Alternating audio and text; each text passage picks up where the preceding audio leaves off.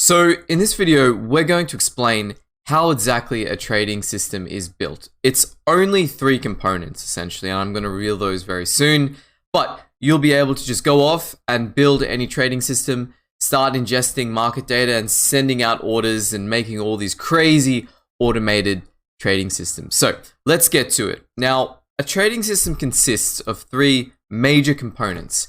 It's the market data component, the strategy component, and then the execution component. Really the beginning, middle, and end, right?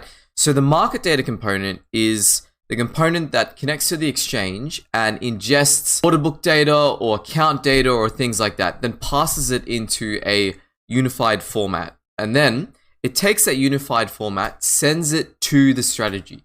The strategy is the brain, the logic of the trading system. Then it will take all that information and make a trading decision. The trading decision will be forwarded on to the execution engine. And then that will in turn send things to the exchange. Now, that's actually very simple, three components, but the devil is in the details. Do you do this asynchronously with, Go routines or the async Python stuff? Or do you set up more complicated things like multi-threading, right? Put things on different cores. And what language do you do this in, right? And then do you put things in one monolithic app or do you put things in different microservices?